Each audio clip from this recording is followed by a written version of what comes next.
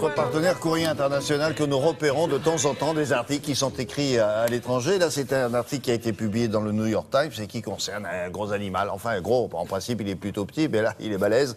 C'est un rat. Et c'est devenu un héros dans quel pays ? Alors là, en l'occurrence, c'est en Angola, mais il est aussi un héros. Angola. Oui, tout à fait, mais oui, il est aussi présent dans d'autres pays en Afrique. Donc ce sont effectivement des héros parce qu'ils sauvent des vies, des héros, des rats démineurs qui sont donc entraînés des mineurs qui sont entraînés pour détecter des mines. Donc forcément, eh bien, ils évitent à ce que des hommes se fassent exploser par les explosions. Parce qu'au pays en guerre, parce que... Exactement. Ouais, donc ce sont des rats africains qui peuvent atteindre 80 cm de longueur, qui sont très légers, donc qui se faufilent absolument partout, qui font à moins de 2 kilos. Vous voyez, parce que les bombes explosent sous la pression de 5 kilos. Donc voilà, vous voyez, il y a plein d'avantages. Il y en a beaucoup d'entre eux qui y passent, que je suppose. Comment ? Et je dis, il y en a beaucoup d'entre eux qui y passent, peut-être. Pas du tout. Mais non, pas du tout, William, puisqu'ils sont légers, ils passent partout. Non, absolument pas. Ils sont vraiment très, très bien entraînés. Ils ont un odorat très, très fin, très aiguisé. Donc ils sont élevés, entraînés pendant 9 mois donc en Tanzanie, et ensuite ils sont envoyés dans les différents pays, là où évidemment... comme une équipe commando, quoi. C'est exactement une équipe de rats qui débarque. Ouais. Ok, on va regarder à quoi ça ressemble et comment on peut le commenter.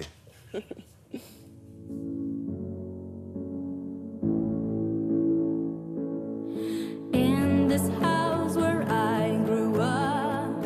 I'm here today to share with you an extraordinary journey which brought me into training rats to save human lives by detecting landmines.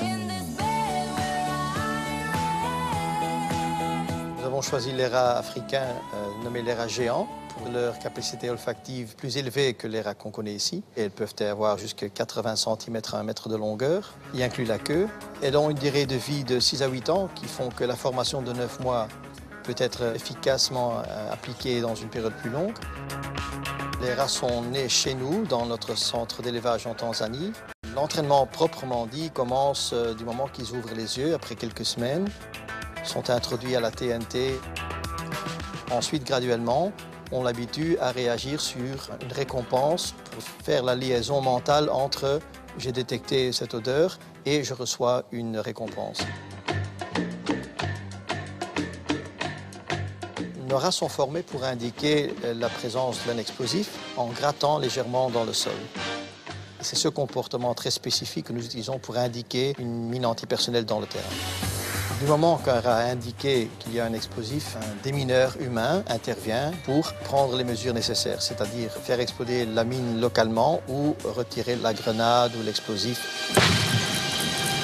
Un humain qui passe le terrain avec un détecteur de métal va normalement devoir s'arrêter régulièrement, tandis que le rat va immédiatement indiquer les endroits où il y a vraiment des explosifs.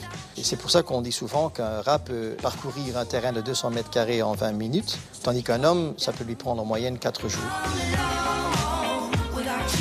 We're talking 95 now.